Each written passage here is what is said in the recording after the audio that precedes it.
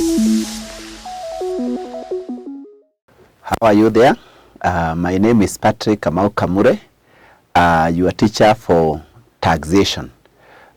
Today we continue from our previous lesson, where in our previous lesson we were able to introduce ourselves to the taxation of the business income.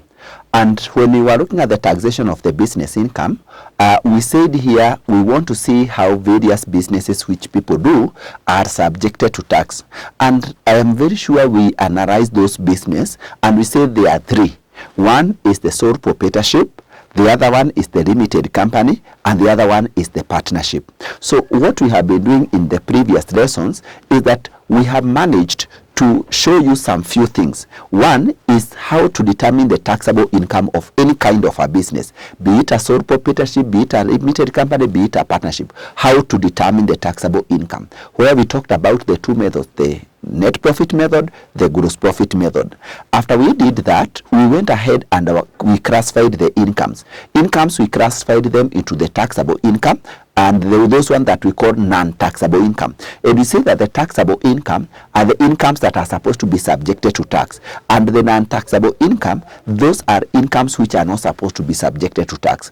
After we did that, we went ahead and we were able to classify the expenses, which we classified as allowable expenses, and also we classified them as non-allowable expenses, where we say that the allowable expenses, those are expenses that can be deducted against the taxable incomes of the business. Whereas non-allowable expenses, those are expenses that cannot be deducted against the taxable incomes of the business. Once we did that, there's another item that we looked at, the capital allowances. Now, capital allowance will help us now when we are computing the taxable incomes of this business. And we saw how you can be able to compute capital allowance, the various items that qualify for capital allowance, how to compute the capital allowance, the rates that you are supposed to apply, after which we also looked at the taxation of the investment income, whereby we said, if for example you have a business like now, a limited company, a sole proprietorship, or even a partnership, and it do happen to have another source of income, how are they subjected to tax? We were able to look at the dividend income, we were able to look at the interest income, we were able to look at the royalty income, consultancy fee, professional fee, how are they subjected to tax? Now, whatever we have been doing was laying the groundwork for now the taxation of those businesses specifically. Now here we go to those businesses specifically, and now we are going to start with the sole proprietorship. We introduce ourselves. What is a sole proprietorship? Once we are able to tell what is a sole proprietorship, then how is it supposed to be taxed? So we will explain. Once we look at how it's supposed to be taxed, then we see how we look at a question on how to compute the tax practically. After that, we'll go to the partnership, and then we are going to finish with the limited company. So now we start, and as you can see in my board here, we have the taxation of the sole proprietorship, the first type of a business or form of a business. Now, first of all, we want to define what is a sole proprietorship. And right here on the definition of a sole proprietorship, we define it as it is a business owned by one person which is not registered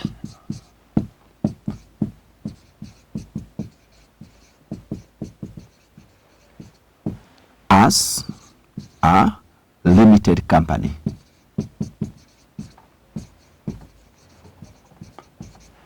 That is the first thing that you need to know, that sole proprietorship is a business that is owned by one person, but that business is not registered as a limited company.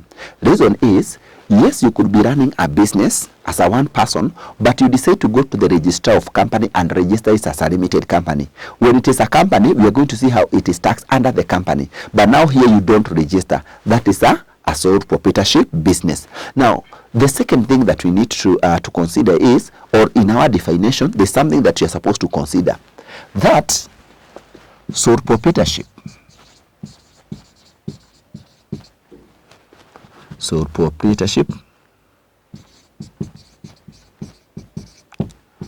is not considered to be a separate legal entity. from the owner. From the owner. Yes, when you're taxing the sole proprietorship, or in the definition of the sole proprietorship, it is good to note that it is not considered to be a separate legal entity. What we mean by separate legal entity is that the business and the owner are considered to be one and the same thing. You don't separate the two. So that means that when you are taxing the sole proprietorship business, you tax the owner, not the business, the owner. What the owner is the owner of the business. Now, that is in the definition. Now, when it comes to the taxation of the sole proprietorship, we are going to look at things that you're supposed to consider before we look at a question. So, what are the things that you're supposed to consider when you are taxing a sole proprietorship business? So, items to consider: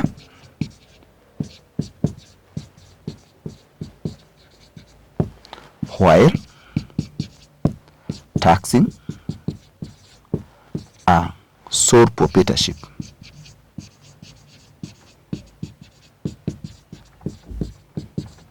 business. Now, we have only 3 items that I want you to note when you are taxing a sole proprietorship. Number 1, determination of the taxable income.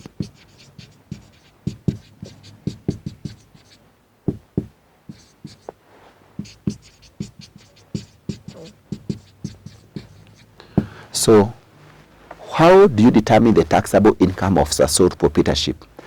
We had said when we were starting on the taxation of the business, that any business is taxed on the taxable income. The taxable income is determined using either the gross profit method or the net profit method. So this one, it is determined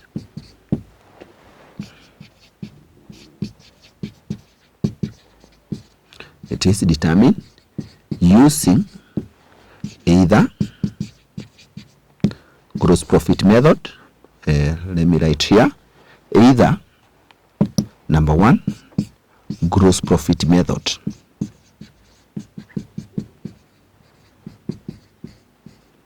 or number 2, net profit method. This we already had looked at when we were looking at the introduction to the taxation of the business, that you can use the gross profit method to get the taxable income or a net profit method. So when you're dealing with the sole proprietorship, you use one of them to determine the taxable income, just like we talked about. That is number 1. We have number 2, determination of tax. It's called criteria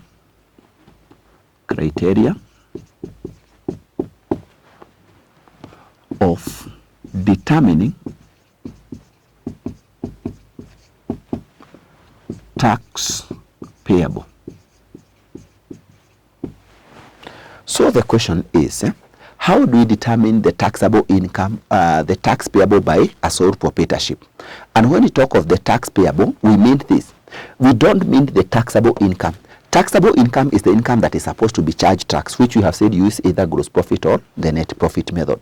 Now, once you determine the taxable income, our main objective is to determine the tax that is supposed to be payable by that sole proprietorship business, by the sole proprietor who we have said is the one who normally pays tax. So how do you determine, which criteria do you use to determine the tax to be paid? This is how we determine it. It is determined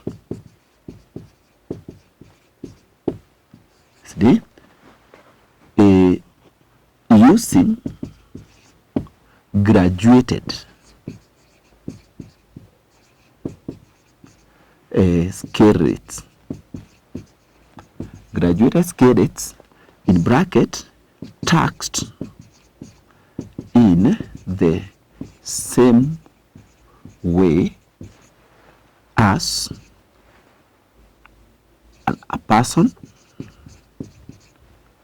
or stock an individual in employment.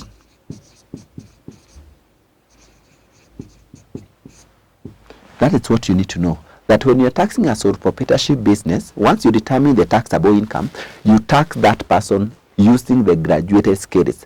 Graduated scales, you tax this person like an employed person, an individual who is under the employment. Where, if I can remind you, what we normally do is that the first, if we can use this scale rate of year 2022, and we're talking about the year of income of 2022 because that's the one that we are going to be using for the exam to be set in December 2023, then it means that for the first 288,000 per year, we tax at the rate of 10%. That's what we mean by graduated.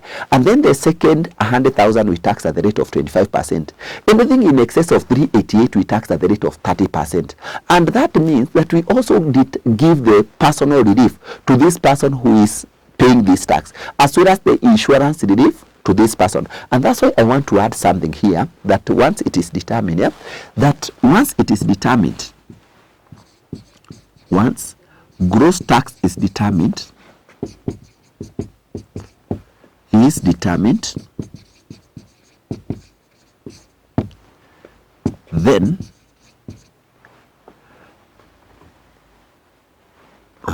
then I want to put this one here.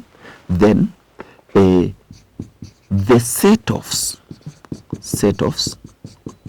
which include a personal relief, insurance relief,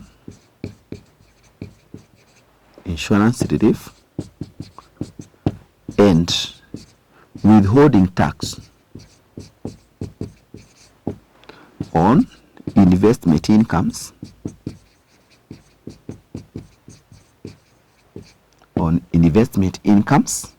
are deducted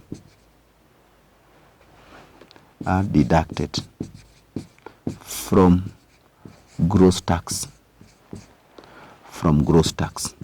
Now that once you determine the gross tax that is payable after you graduate, make sure that you deduct these three items. They are called set-off, but we deduct them from the actual tax this person is supposed to pay.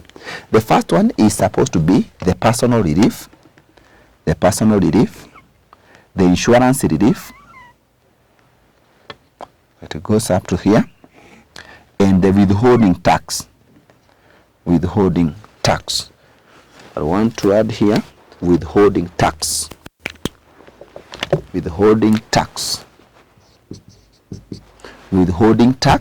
on investment income, which is deducted from the gross tax. That is in the determination criteria of determining the tax payable. I told you there are three things that you need to know when you are taxing a sole proprietorship business. The first one is the determination of the taxable income. Once you determine, then you tax it. Now, there is the third one I want you to know. The third one, that any expense relating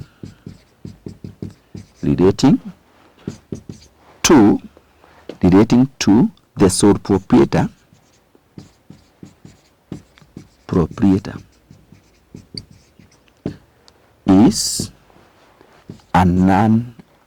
is a non-allowable expense, i.e. private expenses of sole proprietor.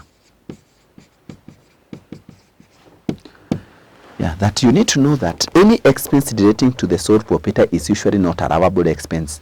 It's usually treated and don't allow when you are determining the taxable income of that particular sole proprietor. And here we are majorly talking about the private expenses of the sole proprietor. They are usually not allowable when you're determining the taxable income. Now, having looked at that, at this moment, we can look at a question on how to tax a sole proprietor. So here is the question. I'll read and then I'm going to show you how the tax is usually determined.